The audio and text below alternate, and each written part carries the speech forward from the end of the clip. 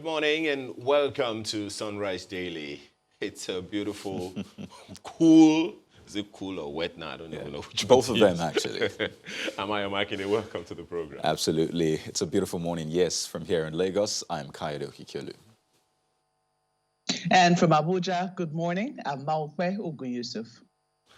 Well, there's something that is pervading all over Nigeria, and that is the issue of COVID-19, which we'll continue to bring to you from time to time. A number of new cases recently released by the NCDC shows 566 total confirmed so far, has risen to 25,133. And, something that I found a little concerning yesterday when I looked at the global figures compared with the local or national figures is that we have had more than half of the outcomes all over the world. A total of 10 million, less than 500,000 confirmed cases all over the world, more than 5 million, maybe something close to 6 million outcomes. Number of fatalities, unfortunately, something in the region of 500,000. But more than 5.4 million people have been discharged all over the world. That's more than half. In Nigeria, it's different. We have less than half outcomes, and of course, maybe not a significant, I have to say, number of fatalities. That also gives one concern. I wonder why that is, but it is the more reason why we should give attention to this. Absolutely. I mean, you said yesterday that the rate at which we discharge is far lesser than the rate at which people actually catch this infection, and we announce the figures. But, for the active cases, you have 15,158, basically. But, yes, the federal government has announced an extension of the phase we were in for another 4 weeks, a couple of, tweaks here and there, which some people are wondering, well, how does it work? Some should resume in schools, but then there will be precision lockdown. But obviously, as the PTF has said time and again, they're going to be relying on data and science to do this. But you know what? Like we'd like to, as we like to say time and again, the battle is not over yet. The fact that, we seem to be having not as much cases as you would expect. We don't have 1,000 daily cases, for example. A lot of people had projected that by this time we'll probably be getting to 1,000 daily cases. No, we're not at that point yet. We're just around 566. Highest we've had is 700 and something. But the tricky thing about this, for the cases and I'm talking about for the daily cases overall and for the individuals that have experienced COVID-19, is the fact that there's that time that you think everything is fine. I mean, in fact, a lot of people are discharged and they're like, whoa, I'm good. And then there's this tricky relapse. In fact, some of them end up being fatal. I don't want that to be our case in terms of our daily cases where we'll just take our foot off the pedal and think, maybe we're just over this. And all of a sudden, it comes up. Which is why, we continue to call for attention. Don't also forget the expediency of the conditions within which this COVID-19 gets worse. We have been told that when it's humid, when it's a little warm, the virus doesn't do so well. The rains are here, and it seems to be just the right incubation environment for it. Add that to the fact that we have been told since late last year that the rainwater this year is going to be a lot more. We were complaining about flood water last year, but we had already been told that this year we're going to have a lot more rainwater days than previously. I think we mentioned about 270 days. And so on the one hand is, what has been projected nationally and how we are supposed to take precaution. On the other hand, are the low water, the low bed areas in Nigeria, the Niger Delta, the Lagos State in particular, and that is something that should really give one concern. Yes, I mean, the commissioner in Lagos, there you see him actually telling Lagosians, and indeed, because, there are border towns, basically, so not just Lagosians, people in Ogun State, basically people around the Ogun River, that, you know what, in the coming days, water will be released from that dam, the Ondo Dam, and basically this means that people staying close to that area have to move. It's never a good thing. I mean, look at those images. This happened last year. Some of them are from the recent flood just last week, flash floods. And, you know, if you've been following the news, over 20 families actually were displaced this past week in Lagos. And some will tell you the rains have not even started.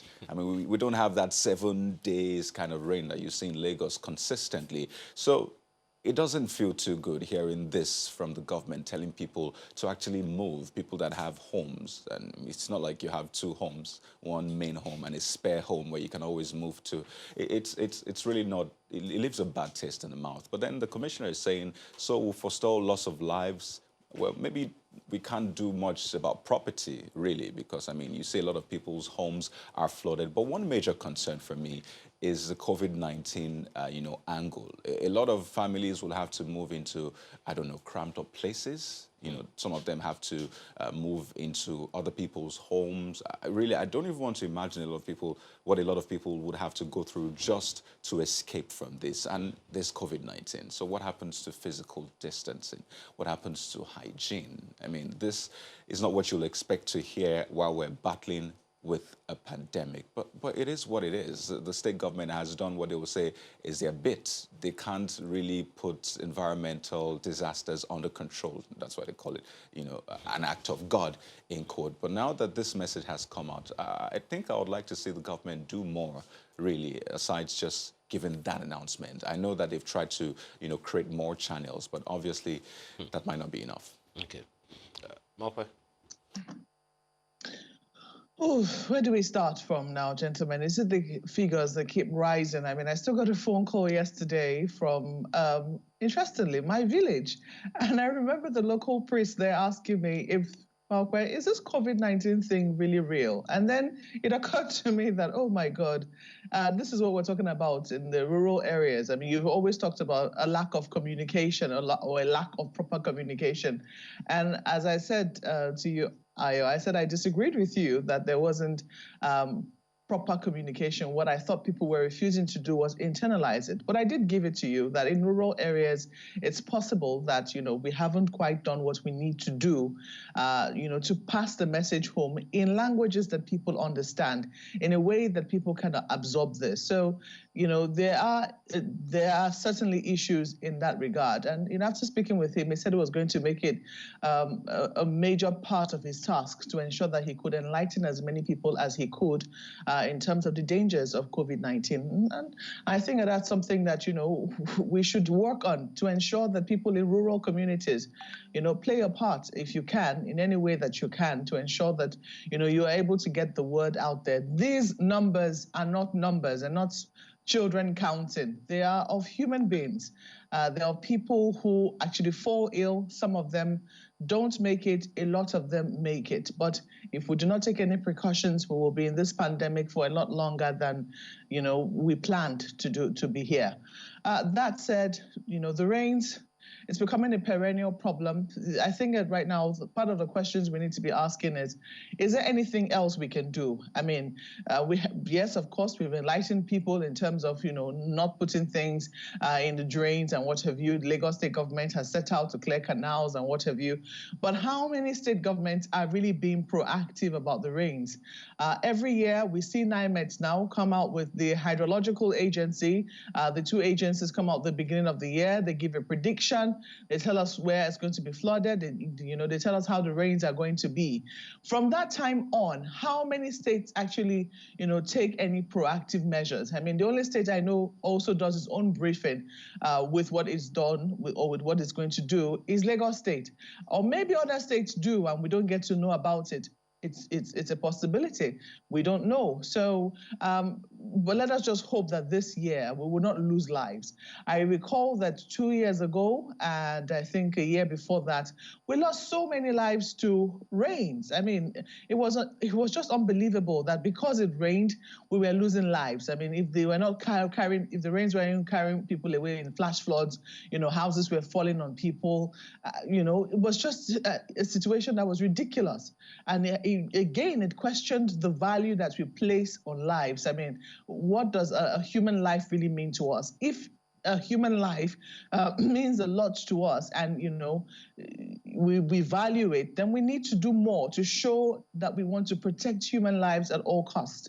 I do know that in certain areas of Lagos, the state government has said that some houses have been built on floodplains, and there is nothing that they can do about it. When the rivers overflow its banks, it certainly will find its level around its floodplains, and so the houses that have been built in those areas will perennially suffer floods. But that said, I mean, there are countries that are built below sea level. Is there nothing we can do? Copy some technology from there to see what is applicable here, considering the fact that Lagos is, a pretty small state with, that will continue to stretch. I don't know. Or is it that we cannot, modify our building plans in such a way that we build to suit the environment? The countries that are built below sea level don't suffer the kind of flooding that we're currently seeing, or that we constantly see in Lagos. If the plans for those areas have to be changed, then by all means, let them be changed. What we're praying will not happen is the flood levels we saw in 2012, where almost 2/3 of the states in Nigeria were affected. That's because the Lagdo Dam in Cameroon had to be released, and water from there affected a lot of states, from Benue to all the states along that particular plain. The states in the Niger Delta were severely affected. I'm hoping that we will not get there, but it's not just to hope; it's also to plan from what we're seeing right now, to project and say, if this should be the situation, considering what we are also facing with COVID-19, what can we do? I think that, to be forewarned, they say, is to be forearmed. There will be no excuse this time around for us to either lose lives or lose properties needlessly. And I use the word needlessly because it's possible that there's some that will go. But for those that we can plan for, why don't we do something about it? Gentlemen. One of the things that came from the announcement that the Commissioner for Information in Lagos, Commissioner for the Environment made in Lagos, is that, look, we all should gear up. We should do our own bit. We should play our own part. One of the things that, I've seen videos where debris, plastic bottles, sachet water and all of that, they're flowing like they are water when it rains. This was not put there they are not put there by government. They are put there by people. Look at it. You buy stuff on the road, you throw it out. I've seen people in very posh cars just roll down the glass, throw out the garbage that they should keep in their car to where they get to where they were going, to properly dispose it. These things do happen. So that's our own responsibility. As for the counsel that Mokwe gave about us coming up with one technology or the other, I think it's about time. But this is just for us to pay attention to the fact that these things will indeed happen. So let's pay attention. In the meantime, let's take a look at what the papers are telling us today.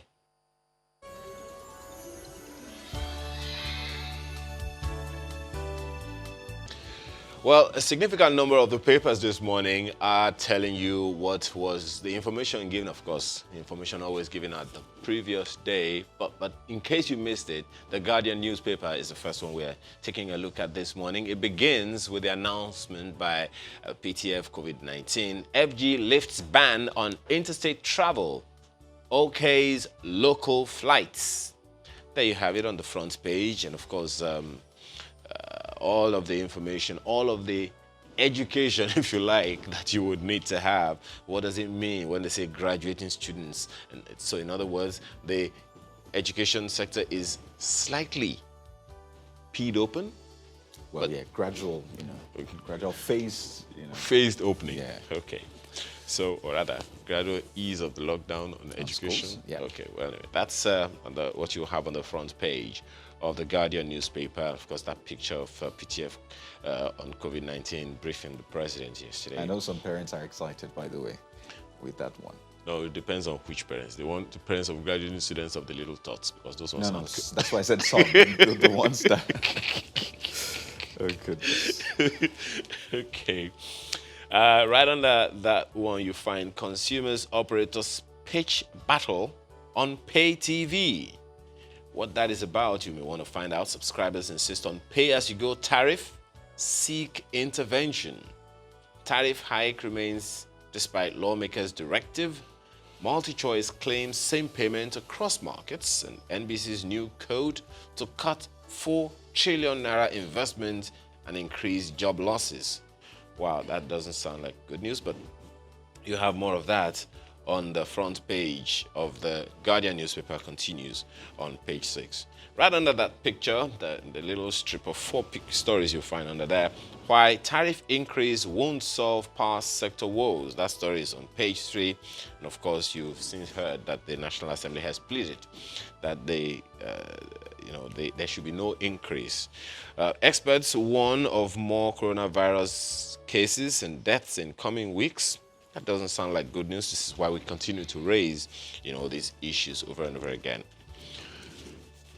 And that's the Guardian newspaper this morning.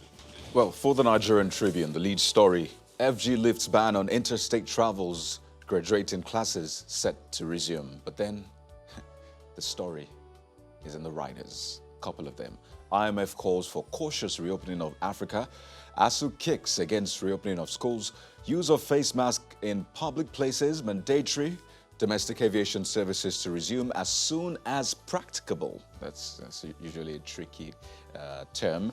18 out of 774 local governments responsible for 60% of confirmed cases. Precision lockdown may be inevitable. That's coming from the PTF, and there's some form of explanation as why Nigeria's mortality is low, less than 3% actually. And Enugu government raises concern over, parenthesis now, mysterious deaths yet again.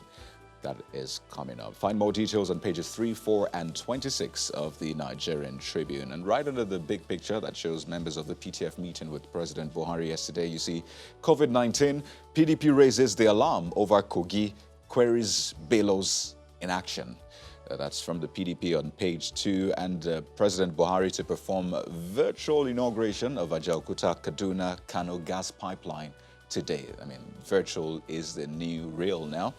And we see that, yesterday the Vice President also conducted an activity virtually, something he would have attended normally, so yeah. That was another one, I think, previously, I don't know, was it last week or week before, where the Vice President conducted the opening ceremony of commissioning. Tape cutting, if you like. Yeah, virtual commissioning.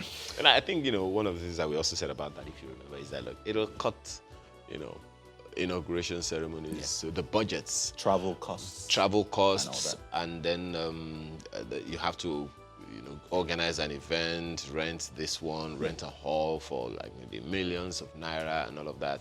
Let's see how that reflects on our budget at the end of the year. Yeah, hopefully. And you see this one, Wajume, soldiers shot at us, police witness tells court. I mean, just going through what happened, it's quite shocking, but you see more details in the pages of the newspaper. And there's this interesting one from the foreign scene. Iran issues arrest warrant for Trump over killing of Soleimani. By the way, President Donald Trump, the President of the United States of America.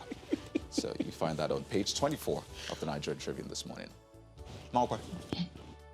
No, just in case you didn't know, the Trump that Iran was issuing an arrest warrant for. There you have it, that clarification from Kayode.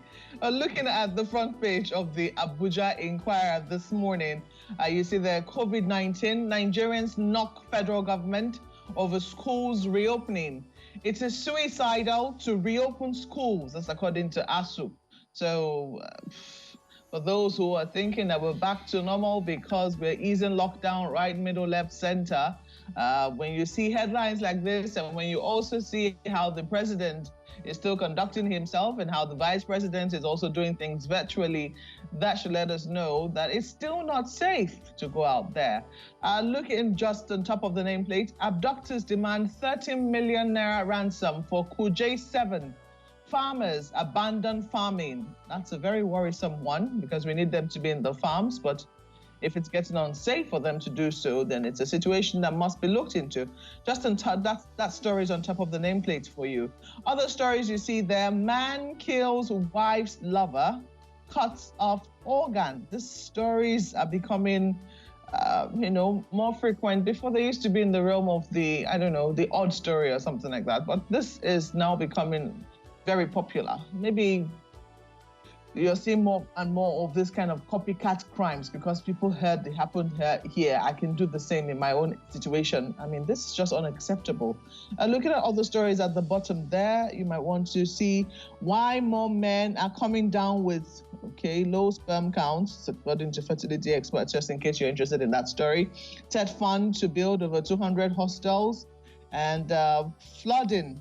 FEMA cautions residents against unwholesome practice. It's on page 3 of the paper for you. I hope that we have ears and we're listening. Let's leave it there for the Abuja Inquirer. A quick look at the Daily Trust newspaper this morning, of course, on the same lifting of ban. COVID-19, FG lifts interstate travel ban, reopen schools for graduating students, approves safe resumption of flights. And free movement, good for us, transporters say. The story is on page 5. Right under that one, you'll find a number of other stories, including Wadume, how we escaped soldiers' attack, according to team leader. Now, if you look right under the nameplate on the right-hand side, National Assembly postpones hike in electricity tariffs. Whether or not that is going to hold, you may want to find out on the inside pages this morning. And right beside that one, Nigeria loses 61.1 trillion naira to illicit financing.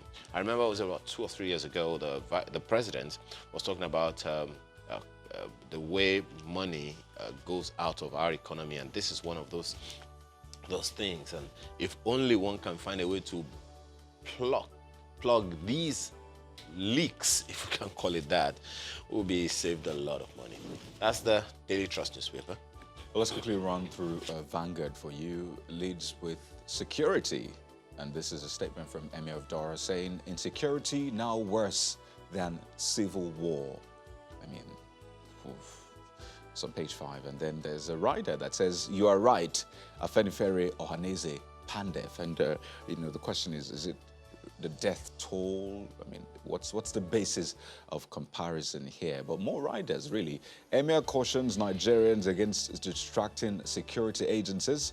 You have no excuse to fail, but Atai tells special forces in Katsina. I mean, while we talk about COVID-19 and, the lockdowns or otherwise, it's important to also pay attention to security or insecurity, as it is put right here on the front page of the Vanguard. More details on page 5. A couple of other stories. But let me quickly take you through what's making the rounds in sports news. I should have missed this. Osimhen wins Foes Best African Player in French Ligue 1. Absolutely. So yeah, that's a good one for the Nigerian player. Here he's back in France right now. He was caught up in that flight restriction, but he's back with his team. And he's back to an award. We'll leave it there for the Vanguard this morning. He's back with his team during international lockdown. Don't answer that. Well, he came during the lockdown for his father's burial. Okay. Well, that's it with the papers. We're back in a moment to take on the issues for the day. Please stay with us.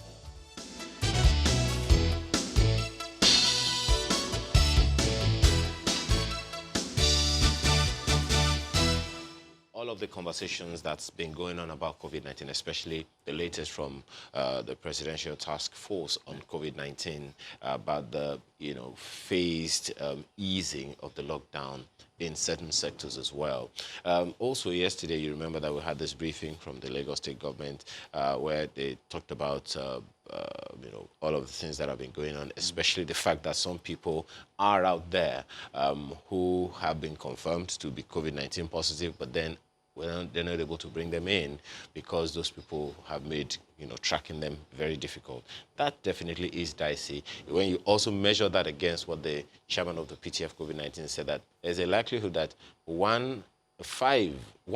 for every one confirmed case, there are 5 that are undetected. Oof. That's really scary. Yeah, and when you hear the term active community transmission, I mean, we used to have some little community transmission at some point, then it became, community transmission. But now active has been added to it, basically say, this can be anywhere. I mean, it is spreading fast, in that context. But, especially for Lagos that you mentioned. I mean, a few things pop out for Lagos. On one hand, private laboratories can now carry out tests. Well, some private laboratories, I think about 7 of them, have now been certified to be able to carry out those tests. Now, the question is how much it will cost. Some are saying maybe 40,000 or thereabouts. And I think this is, it has 2 sides to it. On one hand, a lot of people that might not get access to that, what happens to them? I mean, how do they get tested? People that cannot afford that, and then on the other hand, people are saying, well, if you think about the cost attached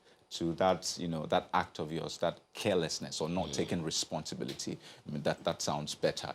Then you probably rethink and say, oh, you know what, let me wear my mask. Let me ensure I maintain physical distancing. Let me, maintain personal hygiene and what have you. And people are saying maybe in the coming days or weeks, people might have to bear the cost of the care itself. As of now, testing and care is being shouldered by the government at various levels. But at this point, people are saying maybe in the coming days, especially when you hear that we might be moving into the phase of managing these cases at the community level and maybe even in the homes, basically. So, these are some of the issues we're going to be looking at today. Let's just hope we're able to give you enough information to help you take decisive action yourself and taking adequate responsibility. We have the president of Nigeria Infectious Diseases Society, Professor Ugoyena Dimie. He joins us via Skype from Yenagoa. Thanks so much for joining us this morning. Well, there's this new one that's, of course, you are very well aware of all that's been happening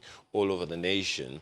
But the fact that we have been declared to be in active community transmission phase, really, what does that mean? Because, for every case, every single case in the first place happening in various communities, for the federal government to declare now that we are in active community transmission phase, what does that mean? What's the implication? Okay, thank you very much. Thank you very much. There are basically about 4 or 5 phases of transmission that have been described. When you say a community or a state or a region has community transmission, the implication of that is you have a cluster of cases that cannot be linked. So essentially what we are having in most states of the Federation is a situation where we have a number of confirmed positive cases that are not linked together. Essentially, that's what it means to have community transmission. And what that means is that there's intense transmission of the virus in the country and in most states of the Federation. And stakeholders, including government and non-government partners, ought to do all that is necessary to tackle it. And the question then would be, what does that imply? How far-reaching, how impactful is that on our psyche? Or rather, how should the people see that? What are the things people are supposed to do when they hear that? Okay, it has wide-reaching and far-reaching implications. The first is the impact on the spread of the virus, the impact on the health system, the impact on the socio-economic livelihood of the people. Once there's community transmission, it means there's intense transmission. So many more people are infected. And as you know, COVID-19, in most cases, it presents mildly, but about 2-3% of patients will die from the infection. And so if we have intense transmission, it means that we are more likely to report more cases that will present to a hospital, and that will be a stress on our health systems. We also have situations where people may likely die from COVID-19 because of this community transmission. It may also negatively impact on the socio-economic livelihood of people, because when many people are infected, they are not able to carry on their routine socio-economic activities. So basically, that's the impact of community transmission. And what's important now is that communities, states, governments will have to recognize that there's intense transmission of the virus currently. And whatever ought to be done to address this intense transmission of the virus ought to be done. And WHO, and indeed the Nigerian Center of Disease Control, has what we call the pillars of response, preparedness, and response. And it is important that we strengthen these pillars. The major pillars include coordination and monitoring, of course, surveillance, case finding, infection prevention and control, laboratory testing, logistics, supplies, and resource mobilization, amongst others. So all these pillars ought to be strengthened in order for us to reduce or mitigate this community transmission. Is there an explanation? One of the things that, one of the information that's been given to us from the NCDC is that 66% of infections have been in gender information now. 66% of those infected are male, and just 34% are female. Is there an explanation for that?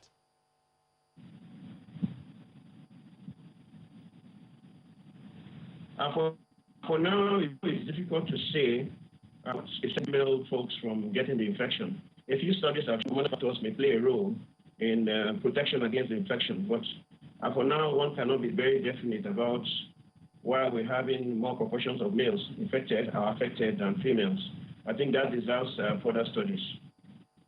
So, I mean, still talking about the community transmission, the active community transmission phase that the government has said we're in right now. So there's that on one side. And then there's the announcement that was made yesterday about the modification to the current phase we're in, which has been extended for another 4 weeks. But the modification includes, that lifting of the interstate travel ban. There's, school resumption for those at the senior levels across, the school cadres in the country. So we have that active community transmission, and yet it seems that we're relaxing. I mean, talk about air travel, which will resume anytime practicable, as they have said. So how do we balance this active community transmission, and then we're relaxing the lockdown also? Yeah, thank you very much. Unfortunately, the world has recognized that we have to live with COVID-19. We instituted lockdowns across the world, including Nigeria, but essentially it's negatively impacted on our socio-economic life.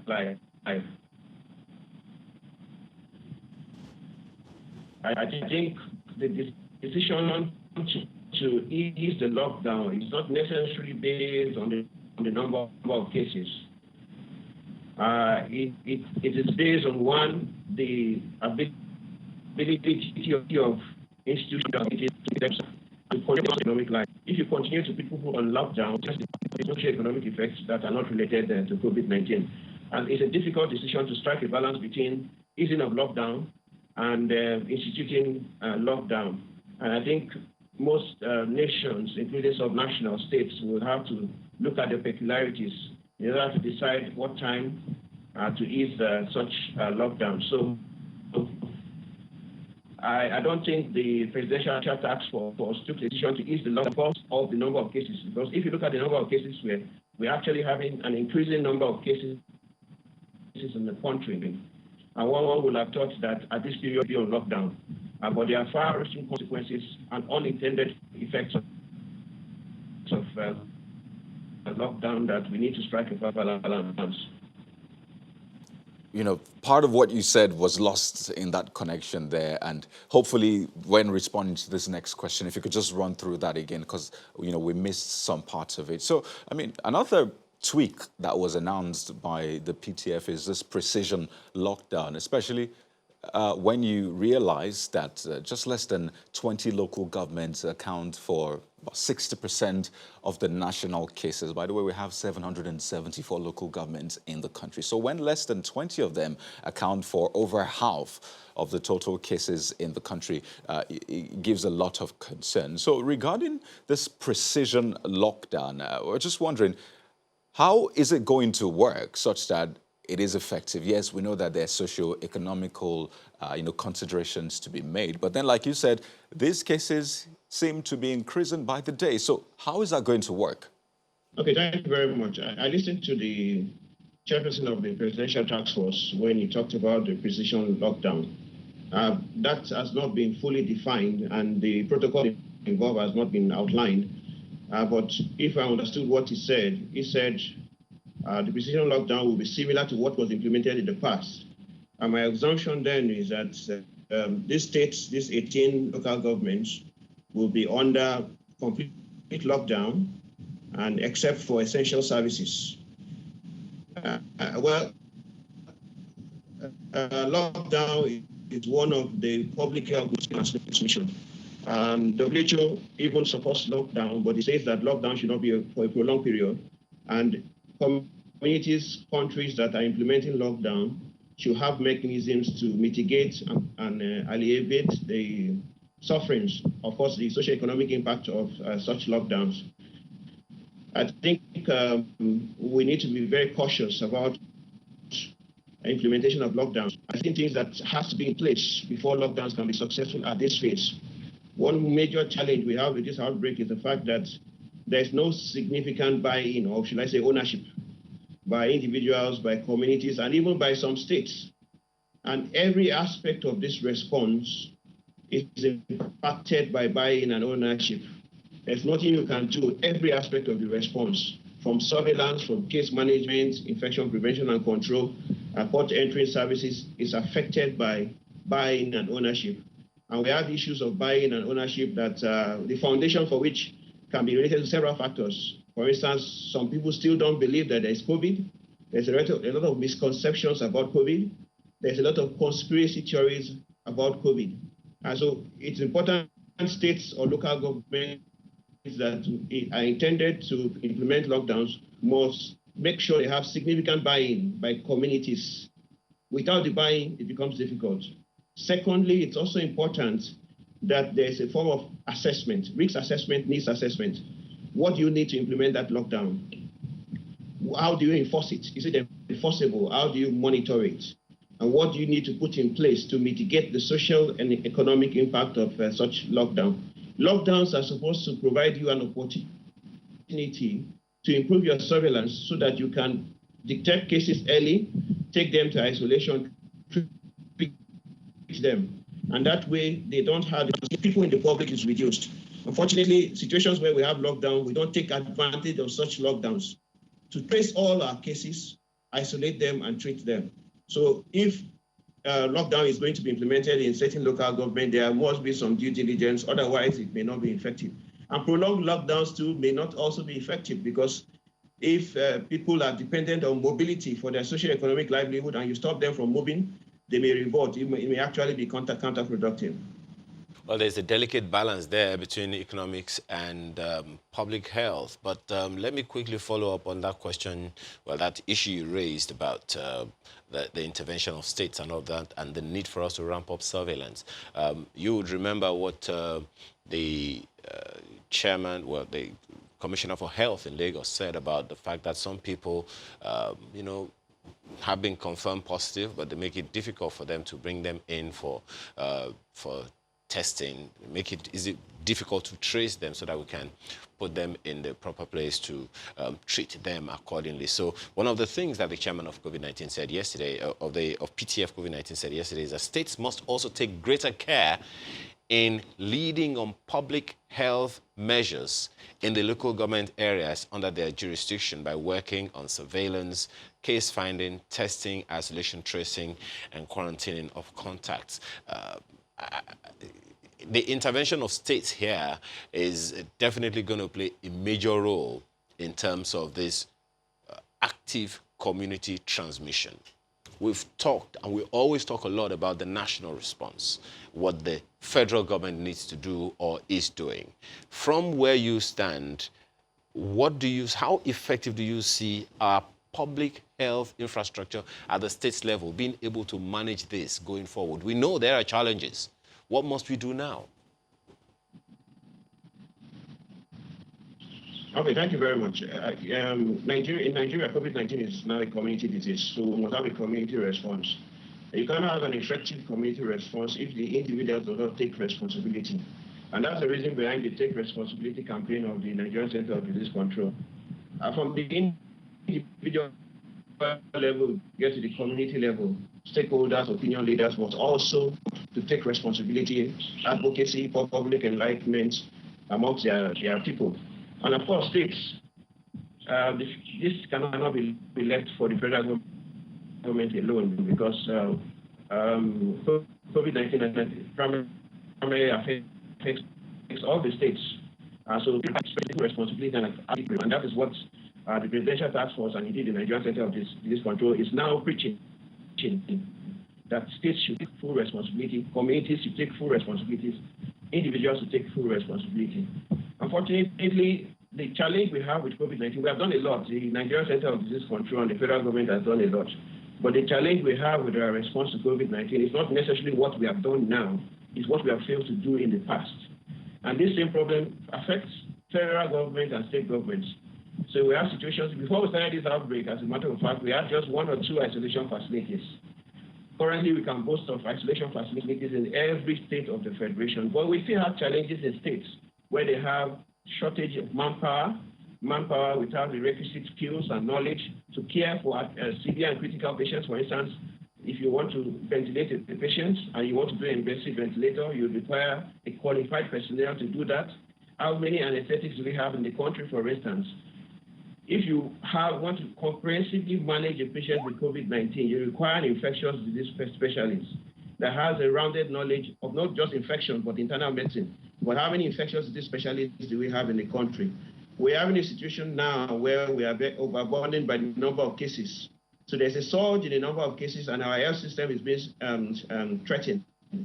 And so we have situations where many patients that come with other illness not related to COVID are suffering, and ultimately some are even dying because of the lack of care and the focus on COVID-19. So I think the stage we're going, if we don't try to flatten the curve, I think essentially because of several problems, one which is lack of compliance, the evidence shows that we have failed to flatten the curve. And when you fail to flatten the curve, you put a burden on your health system. If you put a burden on your health system, many people come to the hospital. And when many people come to the hospital, you have more people likely to die. You also have situations where the health system cannot cope. And so that's the challenge we're having now. There's a foundational problem that will take time to change. And I think we're trying to do that. But with this community transmission and the surge in cases, we ought to, at all levels, we ought to double up our efforts. But in doubling up our efforts, and you've also talked about certain responsibilities that people need to take and all of that, but then, my colleague gave you that information the other time, which I hope you're aware of as well, that from the information given by the PTF COVID-19, 60% of all cases are from 18 local governments out of 774 local governments in the country. Given that information, there is also the plan or thinking for targeted lockdowns at these places. You said that lockdown is not really very effective if it is prolonged. People are afraid of lockdown now. I mean, just mentioning the word will probably send shivers into some people. How do you suggest we progress from your experience as an infectious disease specialist? How do you propose that we progress given this lockdown, especially this information, especially the fact that only 18 local governments are responsible for 60% of the cases in Nigeria?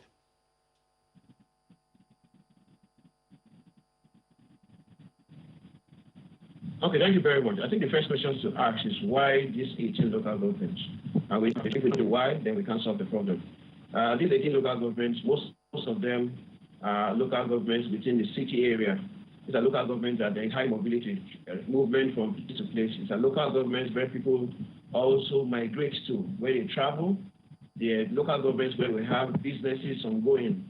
And so there's a lot of economic activities, socio-economic activities, high population density, and the tendency for people to move out.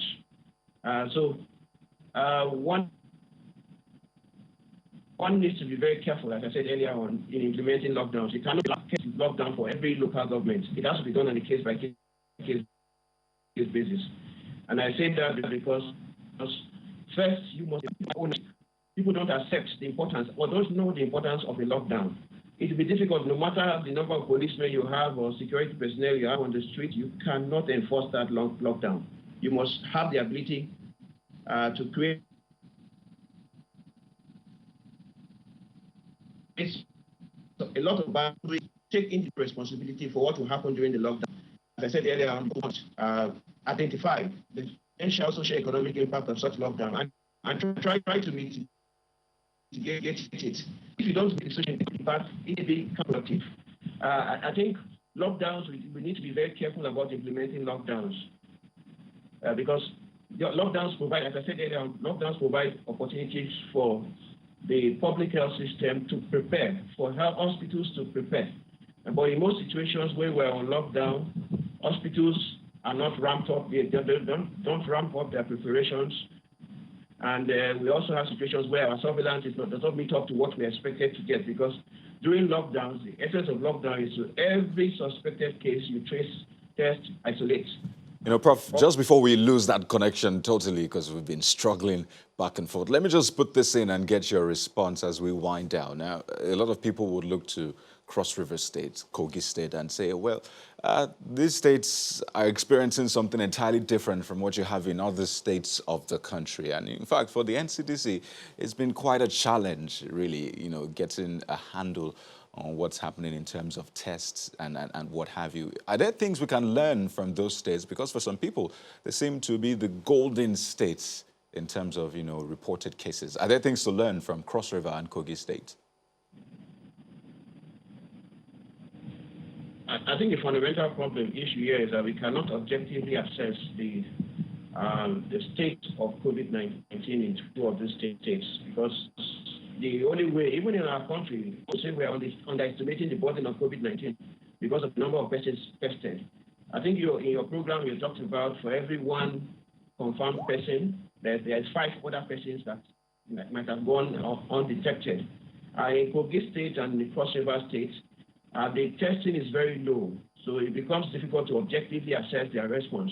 If they're able to test more cases, perhaps then we can objectively say that, yes, this is a state that we can learn something from.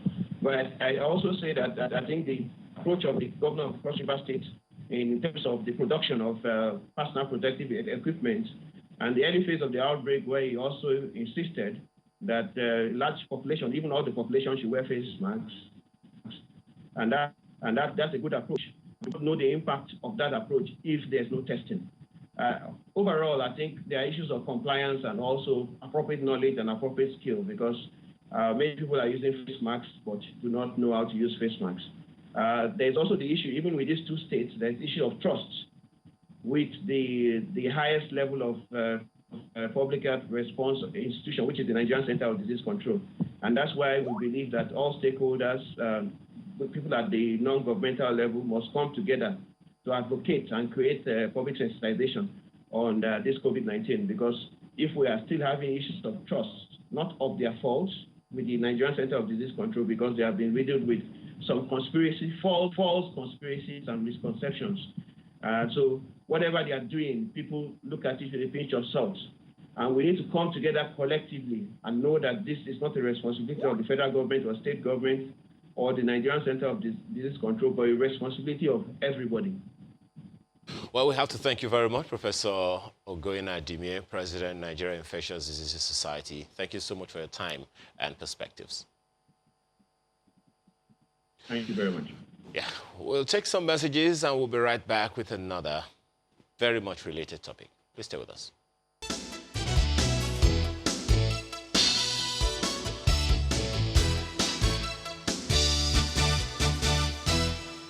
Those figures definitely give some concern, especially when you see that bar chart about then the weeks, you know, the weeks in progression. You see the last bar is lower than the previous one.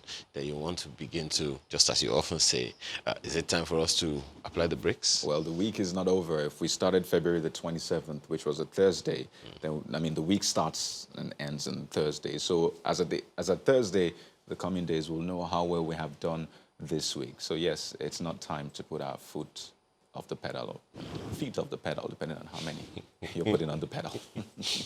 Well, one of the things that the PTF COVID-19 has said is that, you know, we need to begin to get back to our days, our lives, but very, very slowly. Cautious optimism, if you like, as some of our people would say. One of the sectors in the world that's worst hit by this COVID-19 is the education sector. In Nigeria, more so because we were definitely ill-prepared for such a thing, especially in the education sector. To give us some perspective on the pros and cons of reopening of schools, even with the rising cases of COVID-19, we have Yomi Fawaimi, who is a human resources development professional. Thank you so much for joining us this morning. First of all, what's your take on our response to COVID-19, especially in the education sector? Okay, good morning. Thanks for inviting me. We've had, and that's thanks for that question. We've had mixed responses when it comes to our response to COVID-19, particularly in the education sector. We've had quite some attempts by the public sector to provide resources. Some states went to start to put resources on television. Some states started to put resources on the radio stations and all manner of stuff. Some states actually went to start to procure gadgets and equipment for students to be able to get materials to read. So some states did that. Some states did that, but did that very slowly or a little bit late. For the private schools, most of them seems to have quickly moved on to start to do things. But what you see is that everybody claims they have gone online. What people have just done is just to put materials on another medium. E-learning is not the same as going online. The way you teach people in class is different from the way you teach when you're doing any form of e-learning. So one of the things that happened to us is that we seem to have defined in Nigeria that once you put any learning materials on a device, that is e-learning or that is online learning. The pedagogy, the structure, the learning method, the learning processes for online learning is different from face-to-face learning. That's one of the things, the gaps we have also had. We have also had very slow response to deal with what are the likely challenges we will have because schools are shut down. One of the things that you realize is that for many children, schools are centers for protection, schools are centers for socialization, schools are centers for protection. I mean, so you've seen studies that show that most of the sexual harassment and all form of harassment against young people happen around the home. And in those cases, schools becomes the avenue. I've not seen any state come up with a strategy to deal with the protection of the Nigerian child who is at home. The third part of it is the challenge of the fact that as we are reopening and we're asking employees to go back to work, we're not talking about what happens to their children. So when everybody was on lockdown, the father, the mother, and the children were on lockdown. So things were fine. So, I mean, education could happen, mentoring could happen, interactions could happen. Now we have opened up and said the parents should go to work. And nobody has told us what to do to those children. So what happens to the child? This child can't go to school. Because of COVID and social distancing, many people have asked their house help to stop working because of transmission. So those house help have stopped coming. Now, when those parents go back to school, those children are going to be at home with who? We've told them that their grandparents are more susceptible to COVID, and so many people have tried to distance their children from their grandchildren. What has happened now is that some people are going to get those grandparents to stay with those children. Some are going to get back their house help who go and come every day, commute to crash traffic. So we've done very little in terms of learning, but we have done practically nothing in terms of protecting the Nigerian child while he's at home. Many of the studies that we have gotten has been around increase in domestic violence between other husband and wife.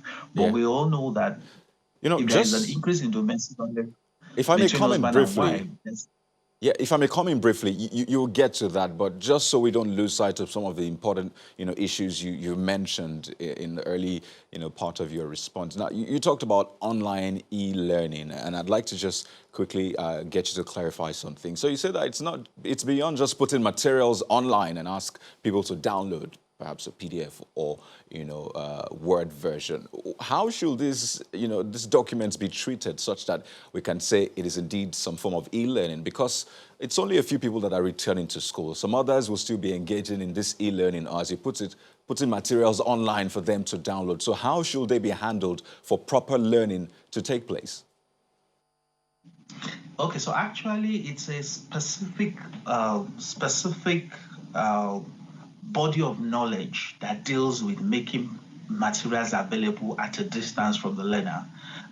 It's not just the regular teacher who is teaching 1+1 or A+2, A+A times B or X, Y, or it's not that same skill that you use to translate that material to what a child will be able to access at a distance. It's a totally different skill set.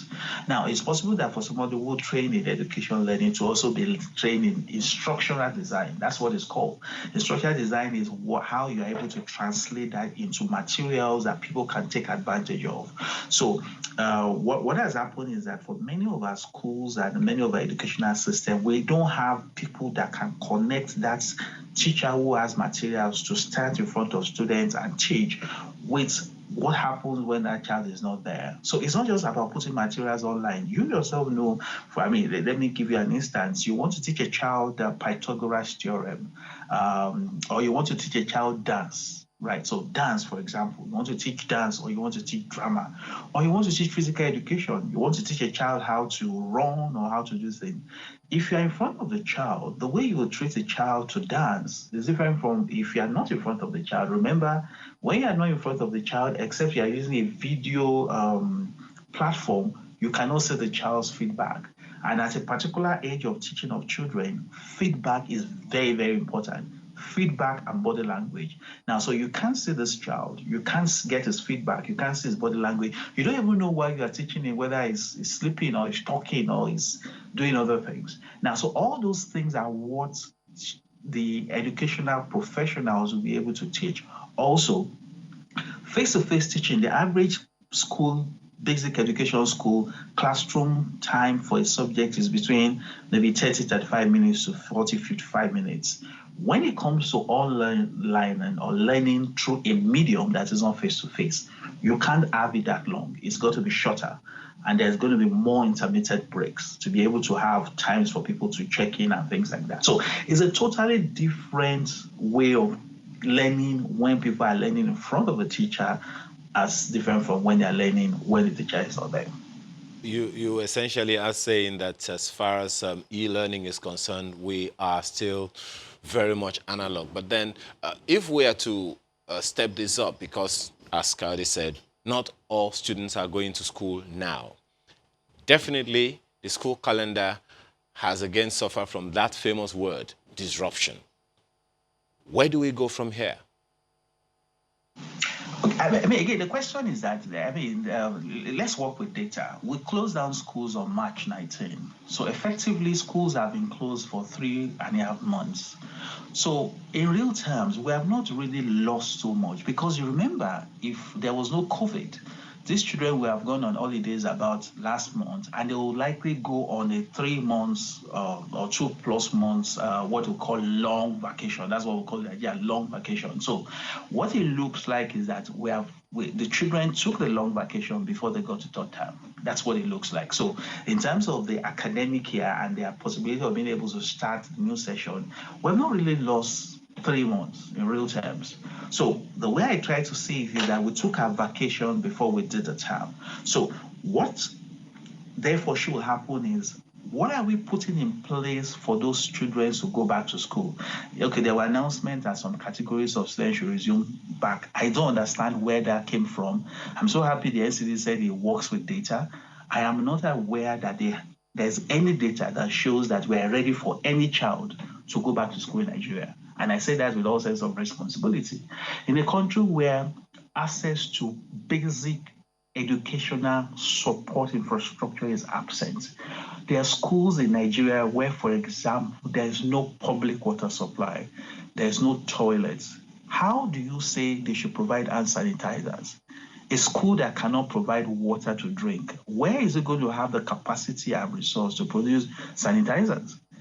So NCA, the Federal Ministry of Education, for example, has said that schools should provide 5 things before they can reopen. And part of it was that they should be able to take body temperature at the entrance on a daily basis. How many schools in Nigeria has a fence?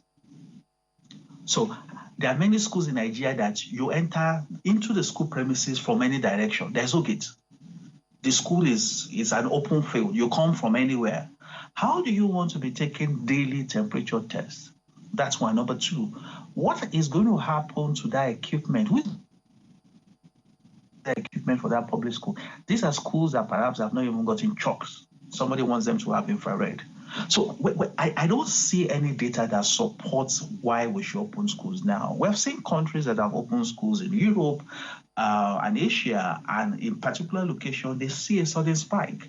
Because what must happen is that if a child has the virus in the school, the ease of spread will be much. So I don't see the basis for opening any school now. Now, yesterday, when the committee was saying that they wanted to open school, they said they were opening for graduating schools. And the question I wanted to ask them if I was there is that, what is at stake for primary 6? By UBEC law, primary 6 is not a graduating class. Primary 6 is year 6 of the 9-year program called basic education. It would not be right for the Nigerian government to still be behaving as if you are still doing universal primary education. We started that in 1976 and stopped. And then we went to what is called universal basic education. Universal primary education that started in 1976 was 6 years. Universal basic education is 9 years. So primary 6 is not a graduation year. It's just the year you should go to the next class. In other climes, in other countries, primary 1 to primary 9, which is equivalent of our primary school and GS 1, 2, 3, are in one school. So primary 6 is not a graduation school. That's one. Then we said GS3. Now, let me ask a question. Who conducts the exam to go into GS3? NECO. NECO is a national body, is a Nigerian organization. So why are we in a hurry for NECO to write that exam? Why don't you ask NECO to tell them that when our children are ready or when it's safe, then they go back? Who is chasing us? We have our NECO. It's our organization. So why is that? Now, and that's different from when you're dealing with the SS3 guys, because they are writing WAEC, and WAEC is across the West Africa region. But Nigeria constitutes the bulk of the people that write WAEC. So we have the strength of numbers to be able to prevail. I know, for example, that Ghana started school in a bit to ensure that people are able to write WAEC. But my question is, we have enough leverage with the Yeah, as you rightly said, I mean, you said you believe, as the PTF has said, that they're working with data and science. I mean, that's one of the things they have said time and again. And, you know, you have raised concerns for a lot of parents. In fact, there are some parents that say, well, really, you're not going back to school for now, okay, until the coast is clear for me. So yes, parents still ultimately have that decision to either allow their children go to school or not. But now that the government has announced that schools will be reopening, well, across the primary 6, you know, and other senior levels, clearly this seems to be the direction we're going. So if there are things we should put in place, I think now would be a good time to begin to suggest them so that that does not just happen on us. We just put those children there and then we regret it. So, I mean, you've mentioned inadequate, equipment for schools. You said some schools don't even have fences, for example. So that is a challenge. How do we solve those challenges? Because we can't just keep staring at those challenges and expect them to solve themselves. So how do we tackle this? Yeah, the problem is that, like they say in social science, the problem is not the problem. If you did not have good schools, you will not have good schools with COVID. We had bad schools. COVID worsened matters for us. So if you say, what do we start to do with it? The first thing is that we need to start to have good schools. We do not have good schools. The average public school in Nigeria is an unsafe place. We have had kidnaps happen in schools. We have had deaths happen in schools. We have had fences. So the first thing is that our schools must first be great. There's no negotiation about it. Now, so if you say we want, so the Center for Disease Control of the U.S. had 3 conditions that each educational sector should consider before schools open. 1, it must comply with the existing law. Number 2, the school must be ready to protect. And number 3, there must be daily screening. So consistent with the existing laws, yes, we can deal with that. Number 2, the school readiness. And that's what the Federal Ministry of Education has provided information for. So what is the readiness they want? Hand washing. If our schools don't have water supply, there will not be hand washing. We know that. So we need to get our schools to have water supply so that there can be hand washing. Number 2, we need our schools to be able to maintain social and physical distancing. Now, There was a time that classroom student ratio in some parts of Lagos was 1 to 80. That data exists, 1 to 80. What that means is that in one classroom, there were 80 students. How do you want to maintain social distancing with 80 students in a classroom? The National Policy on Education says the standard should be 1 to 40 students. The student-teacher ratio and the classroom ratio. In many private schools, they don't achieve, but in those public schools where they have 40 students in a class, how are we going to achieve social distancing? So one of the things some countries have done is that they have broken the school into batches. So maybe this is a time for us to go back to what we had before, where there used to be what we call in Yoruba school aro, school or school ale, which is morning, afternoon, and evening school. So if there are 40 students in that school, you can conveniently break them into 15, and one set resumes 7 to 1, another set resumes whatever. But you can't do that if there is no electricity in that school. Remember, that means that classes will likely to get to the night. So if we don't have electricity in the school, we can only do 2 shifts. If you can only do 2 shifts and there are 40 students in a class, that makes 20 children in that classroom. You can never achieve social distancing with that. So that's part of some of the things we need to also change. Finally, we need to start to think about what we need to do to deal with the question of daily screening. In schools, daily screening is non-negotiable. There is no replay. If we will not be able to achieve daily screening, we should not open any school. Daily screening is so important that is not to be compromised. So are we going to provide infrared thermometers to all the schools? Are we going to be able to secure the schools to ensure that every child comes through one entrance and we can check them? Are we going to be able to provide resources to check the principal and all of that? And the teachers. The last point I want to make, and this is very important, is I think the CDC and NCDC did not consider that.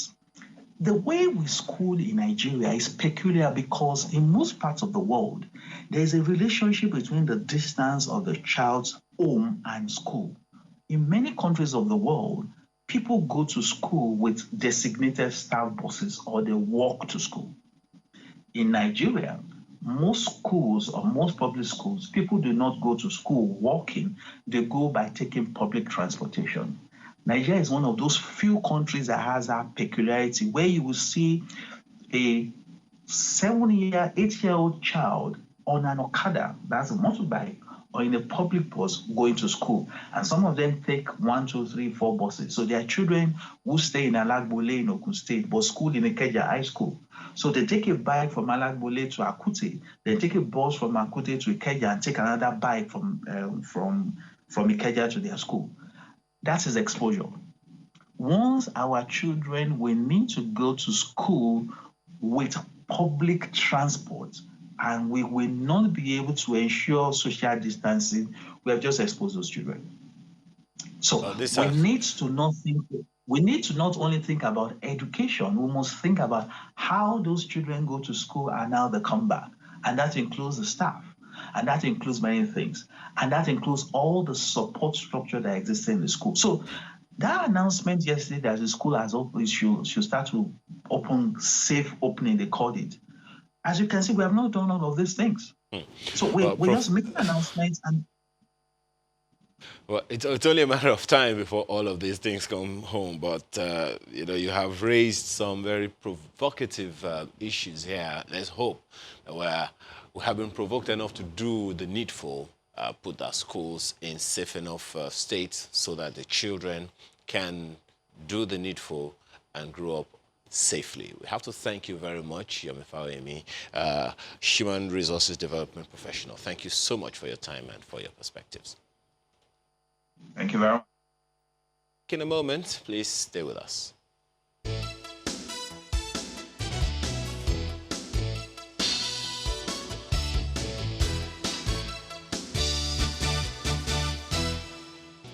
Well, you're welcome back. We're switching gears now to politics, specifically in Ondo State. I mean, you may have been following the series of events in the state, but let's give you first-hand information this morning. And we're being joined by Mr. Donald Ojogo, who is the Commissioner for Information, Ondo State. He joins us in our Abuja studio.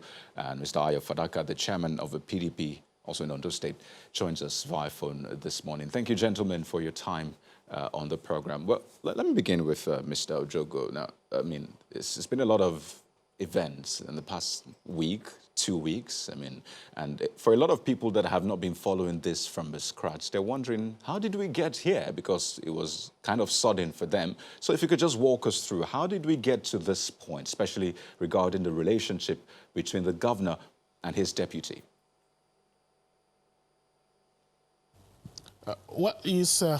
Thanks for having me, and good morning, viewers. It's been a long walk, and like you pointed out, we will not have enough time to be able to give a very apt and proper trajectory of how we got to this point. But like you pointed out, every other Nigerian, not only those of us in Ondo State, have followed up events in the last 9 or 10 months, leading to the eventual defection of the deputy governor from the ruling APC to the opposition PDP.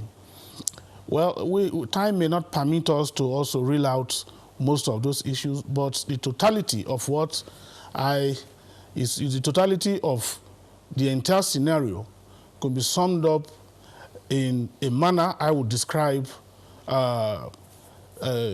betrayed trust or betrayal of trust between a governor and his deputy. You recall that Ondo State, before now, or before the last 10 months, had remained one of the most peaceful states in terms of the relationship between the governor and the deputy. For the first time in the history of the state, the governor delegated much power in an unusual manner to his deputy and ensured that the deputy became the driving force and was in charge of the political structuring and the political structure rather in the state. Everything that had to do with politics, Mr. Governor handed over to his deputy. As at that time, well, some persons who were versed in the intrigues or the intricacies of politics even warned Mr. Governor that what he was doing was a dangerous one that may likely come around to haunt him. But he was doing it in his own fairness and in his just mind, feeling that for him, he had to face governance to deliver the promises that he had made to the people. But because politics could not be totally divorced from governance, he decided to delegate the political responsibilities to his deputy, which he dispensed. But unknown to the governor, most of these privileges and opportunities that he granted to his deputy were deployed to fortify himself. I mean, in respect of the deputy governor. He was deploying these opportunities to fortify himself in readiness for the 2020 contest. But here we are today, even though the deputy governor had finally defected, he had finally left the party, he still insists he's not leaving he's not leaving government. Yeah, the truth remains that he is the deputy governor. Nobody is forcing him out. He carries a moral burden whether to continue to stay, even though he's hiding under the constitutional substitutes. We'll get into some of those issues which you have raised, the morality or otherwise of that decision. But let's speak with Mr. Ayo Fadaka, who is the zonal publicity secretary, actually, of the PDP Southwest. He joins us via phone this morning. Mr. Fadaka, for Mr. Ojogo, he has mentioned betrayed trust and a few other allegations against the deputy governor of Ondo State. Well, he's a member of the PDP now. What do you have to say about those allegations? What the Ondo State Commissioner for Information did say is none of our business in the PDP. Fact of the matter is that Agbola Ajay, the deputy governor, has finally joined our party. He was a member of our party before he left to join APC some few years back. But as it is today, he's one of us. We are not concerned about the allegations of government concerning him. We only know that we have him. We have won his soul that we believe once went astray back into our fold. As a party, we encourage all those who feel they can be of essence, who are outside our fold, to come back into the party. And that is exactly what Agbola Ajay has done. We are not concerned about the workings, about the inner workings of the Akeredolu government. It's none of our business. The only business we continue to have with that government is to be of essence in the life of the people of the state that must do whatever it has to do maximally to bring the dividends of democracy to the state. And that is one area that it continues to fail till now. Another issue that has raised some controversy also, and Mr. Ojogo referenced that, is whether or not the deputy governor should resign. Some are saying it's a matter of morality. What is the stance of the PDP regarding that? Again, we are not concerned about his continual stay in government. It is still the business of government, and Agbola Ajayi, who was once a member of the APC. The only thing we have, the only thing that is of interest to the party today concerning Agbola Ajayi is the fact that he is in our party and he has expressed his aspiration of wanting to become governor of the state or pick the governorship ticket of the party in our state. That is the only thing that is of concern to us in the PDP. Just to be clear, are you saying you are not concerned about governance whatsoever in Ondo State? Because, I mean, you seem to be saying what happens in government does not concern you, yet you're a party that is looking to go into governance in the coming months. So what exactly do you mean there? Well, when the Honorable Commissioner was speaking, he mentioned how the governor delegated so much authority, so much power, so much privileges to his deputy, and he went as far as saying that the deputy, rather than use that to work for the government or in the interest of the governor, deployed that to his personal fortification. That, to me, remains an allegation that is striving, or an opinion that is striving in the APC. As far as the people of the state do know, they do not know who is responsible for the numerous actions that the government has taken, either in the interest of the people or even otherwise. For us in the PDP, there are things that the Akeredolu government has done that we will never forgive them to have, that we still hold it accountable for. One, we've not forgotten the fact that when this government came to power, it decided to illegally dissolve the local government administrations that we have in the 18 local governments. It sent 18 local government chairmen who are members of our party out of job. It relieved them of their positions. The government relieved they relieved 203 councillors of their job and responsibilities to their community. The government again sent so many people that were members of our party that were in government out of governance. Of course, we hold all of them in the APC accountable to that. Because what has happened ever since was that the government continues to fail to allow democracy to thrive at the third tier of government. It has not been able to organize a local government election since then. So that government, the Akeredolu government, is only concerned about petty politicking and not doing things in favor, to better the lot of the people of this state. Again, we have not forgotten that Ondo State used to have the cheapest tertiary education ever and anywhere across this country. Students in Ondo State universities were paying just 25,000 tuition fees. The Akeredolu government came in. Of course, Agbola Ajayi continues to remain a part of that government in any case. They came into government and they hijacked that to about 200,000, resulting into so many dropouts. Today, the Ondo State Polytechnic can no longer have the number of student intake that they used to have because there's a big sum of money that parents. Let's take some of these issues you have raised, Mr. Fadaka, up with Mr. Ojogo, the Commissioner for Information. Well, you heard him. Those two allegations in particular are quite significant. Some would say that the government of your government dissolved the local government apparatus, the government in the state, and hiked education fees. These are allegations. Maybe there are more. How do you react? Well, yes, I listened to him quite well. You said the allegations are significant. Yeah, they can only be significant to the extent and to the effect of their truthfulness. The truth is that he talked about governance, good governance, that he said has not really been properly felt in the state. Well, I would not want to agree with Mr. Ayofadaga for the fact that, well, for a very long time, he has been out of Akure, the Ondo state capital.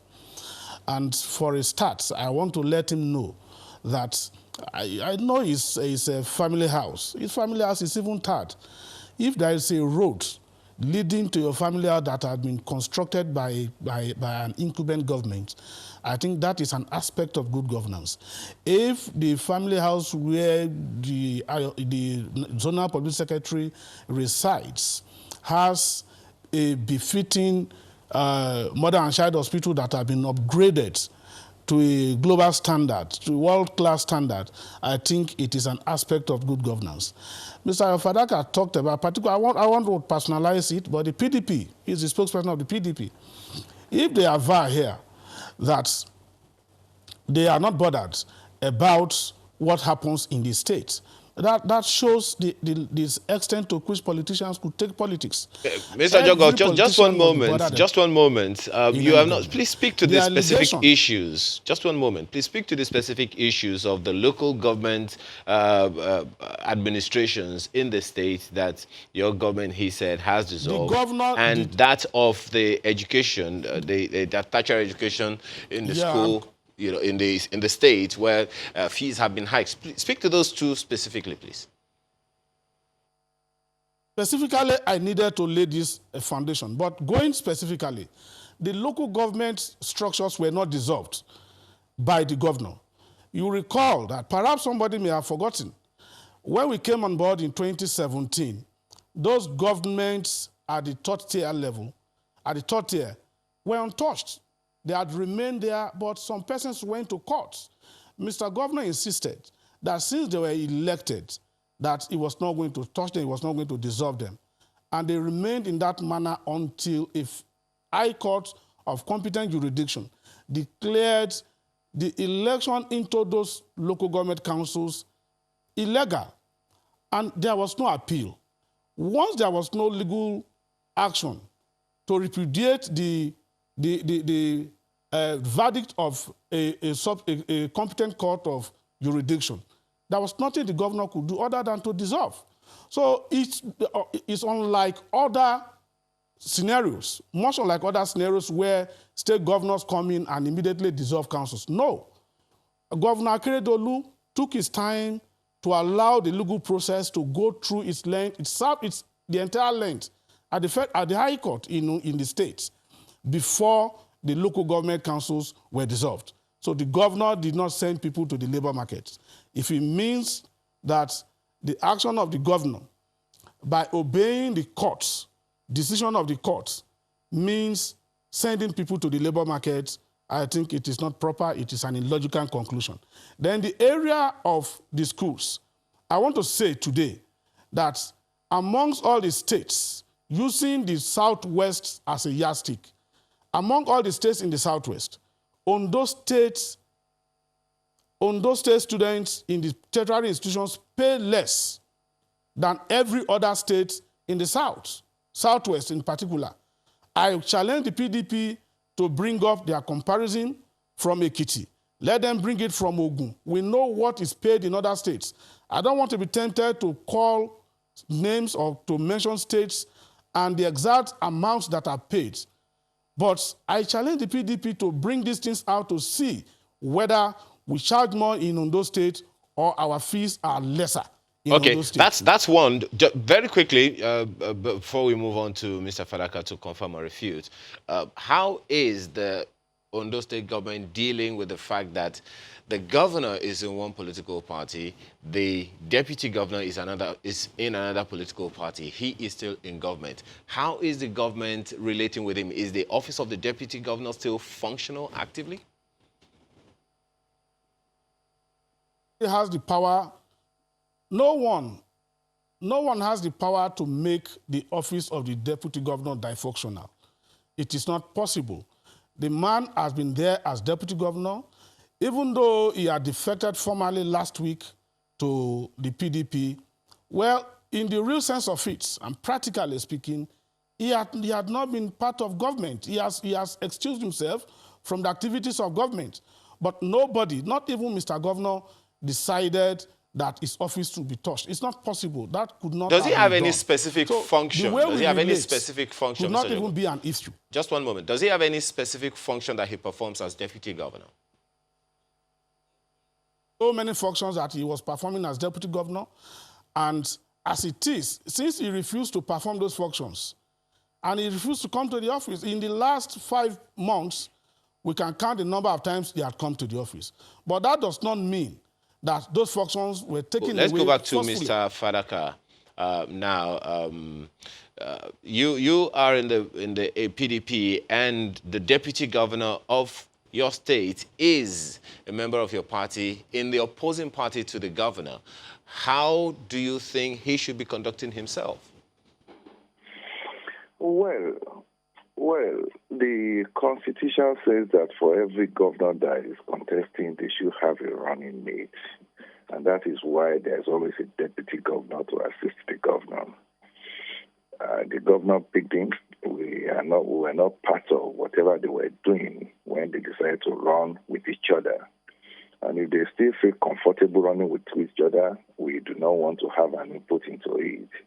Ordinarily, it is up to Agbola Ajayi to do what I think is honorable by resigning himself if he feels that he could no longer cooperate with the man who placed a level of trust in him to assist him in doing his job. So as far as I'm concerned, that is not in the realm of what the party should say is a moral burden. And I think the deputy governor, probably if he's listening to me now or not, knows what to do, because there must be a level of standards, ethical standards that people must keep even in politics. I am of the opinion that politics itself is not bad. It is the way people place it sometimes that wants to make people feel that politicians don't have a conscience. A good number of us do have that level of conscience. So it is up to the governor and his party to know what to do. I mean, to do their appraisals if he still have a running mate in Agbola Ajayi. And it is up to Agbola Ajayi too to come to a conclusion if he's still running or still a member of the Accreditation. Just one moment, very, very quickly. Do you think what's your take on the fact that there are allegations that he will be impeached? Do you think that's a good idea, or you think he should just resign honorably? Again, I think impeachment is expected to be done, or that process is expected to be initiated if it is considered that the person to be impeached has committed high crimes against the system. But again, will the camping of Agbola, can it be construed to be a high crime against the state? That again is another question that must be laid to rest by those who are pursuing this or that. To me, personally, I don't think it is, because the Constitution gives us, everybody, the freedom of association. And in place to leave it, Mr. Ayo Fadaka, who is the Zonal Publicity Secretary Southwest of the PDP. Thank you so much for your thoughts. We also spoke with Mr. Donald Jogo, the Commissioner for Information in Ondo State. Thank you, gentlemen, for sharing your thoughts with us on the program today. Well, we'll go to break, and when we return, we'll take some of your messages. Just stay with us.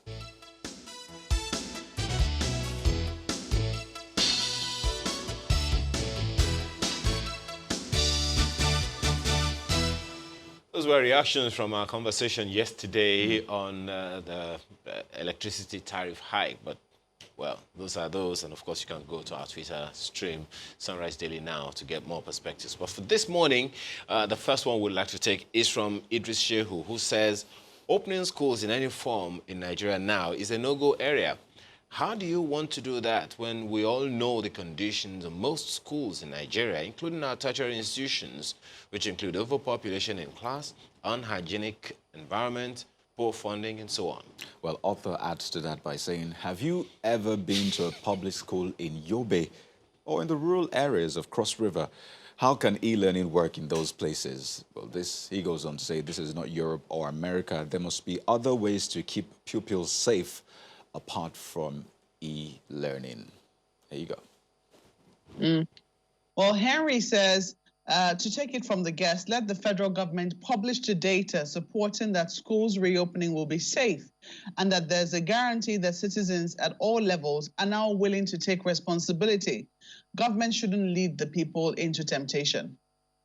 People themselves should resist the temptation. Here is Wasborn says, I think it is very hasty of the government to attempt to reopen schools. Israel tried it and had to discontinue.